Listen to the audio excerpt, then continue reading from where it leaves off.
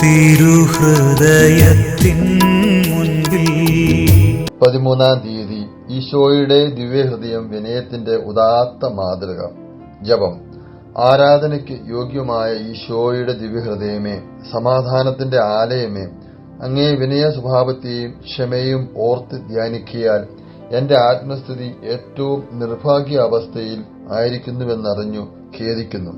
ഓ മാധുര്യം നിറഞ്ഞ എന്റെ രക്ഷിതാവിന്റെ ദിവ്യഹൃദയമേ, ദുർഗുണങ്ങളാൽ നിറഞ്ഞ എന്റെ ഹൃദയത്തെ മാറ്റി ഇതിൽ അങ്ങേ ദിവ്യഹൃദയത്തിലെ വിനയശീലം ധാരാളമായി നൽകണമെന്നും അങ്ങേ അനന്തമായ ക്ഷമയും വിനയശീലത്തെയും ഓർത്ത് ഞാൻ പ്രാർത്ഥിക്കുന്നു. പ്രാർത്ഥന. കർത്താവെ, അങ്ങേ മണവാട്ടിയായ തിരുസഭയ്ക്ക് പൂർണ്ണ സ്വാതന്ത്ര്യം കൊടുത്തള്ളണമേ. ഞങ്ങളുടെ പിതാവായ പരിശുദ്ധ പാപ്പയെ സംരക്ഷിക്കണമേ. എല്ലാവരും അങ്ങേ ഏക സത്യസഭയെ അറിഞ്ഞ് ഏക ഇടയന്റെ കീഴാകുന്നതിന് വേഗത്തിൽ ഇടവരുത്തണമേ. നിർഭാഗ്യ പാപികളുടെ മേൽ കൃപയായിരിക്കണമേ. ശുദ്ധീകരണ സ്ഥലത്തിലെ ആത്മാക്കളെ ആശ്വസിപ്പിക്കണമേ. അയോഗ്യദാസനായ എന്റെ മേലും കൃപയായിരിക്കണമേ.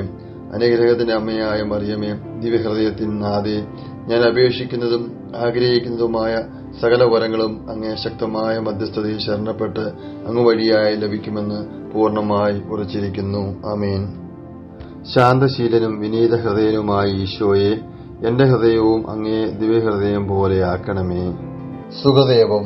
വിനയശീലത്തിന്റെ മാതൃകയായ ഈശോയുടെ തിരുഹൃദയമേ, എനിക്ക് വിനയശീലം തന്നളണമേ.